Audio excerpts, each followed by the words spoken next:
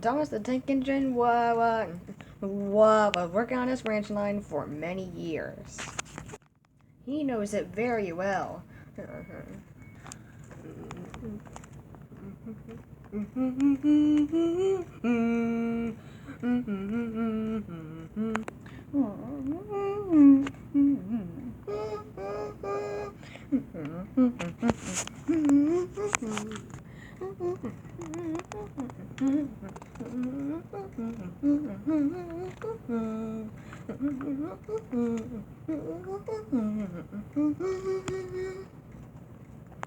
You know just where to stop, Thomas, laughed his driver. You could almost manage it without me.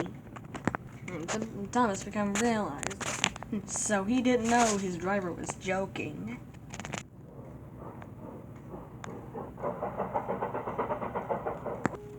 Later, he boasted to the others. Again with the Toby thing. I couldn't find Toby anywhere, so I just used the classic Thomas because he's brown. Well, he looks orange in this thing, but he looks brown to me. Driver says I don't need him now. Don't be so daft, snorted Percy.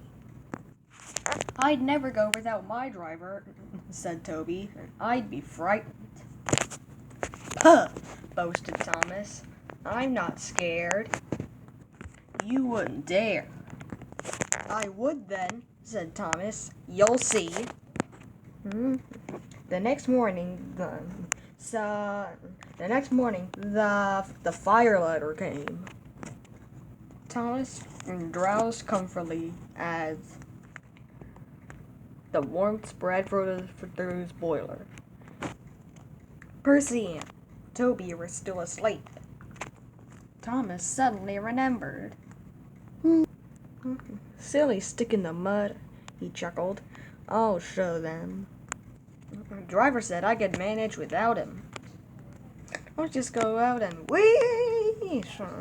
That'll make them jump. Thomas thought he was being clever, but really he was only moving because a careless cleaner had meddled with his controls. He soon found out his mistake. He tried to whee, but he couldn't. He tried to stop, but he couldn't. He just kept rolling along. He didn't dare look at what was coming next. There was a station master's house.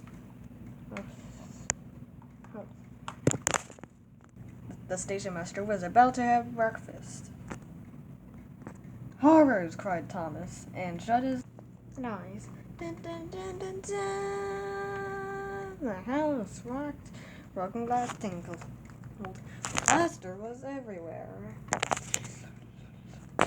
Thomas has collected a bush on his travels. Gathered between his leaves. Thomas had collected a bush on his travels. He peered into the room between his leaves. So he couldn't speak. These may look weird, but stick with me here. I didn't create the game, okay? The station master was furious. His wife picked up her plate. You miserable engine, she said. Just look what you've done to our breakfast. Ugh. Now I shall have to cook some more. She stormed out of the room and slammed the door. More plaster fell. This time it fell on Thomas. Thomas felt depressed.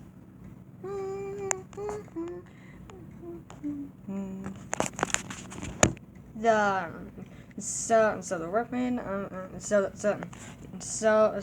the workman boarded up the house with straining poles and laid rails through the garden. Then the Scottish train engines Donald and Douglas arrived.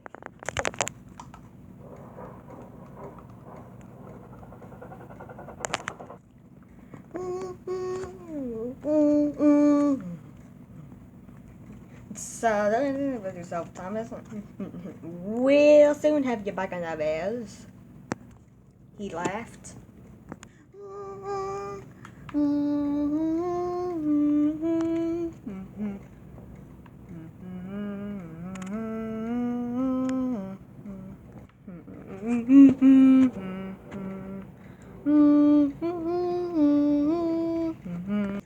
Donald and Douglas, hauling hard, managed to get Thomas back to safety. It's a green bush, and so Anna Frestone consumed his front, which was badly twisted. The twins laughed and left him. Thomas was in disgrace. So there was worse to come. So you're in a lot of trouble, Thomas. Yes, sir. I know, sir. Thomas's voice was muffled behind his bush. You must go to the work. You must go to work and have your front mended. So it will be a long job. Yes, sir. Meanwhile, a diesel railcar will do your work. A diesel, sir? Thomas sputtered. Yes, Thomas, he said. Diesels always stay in their shed until they are wanted. Diesels never go off to breakfast when they in their shed.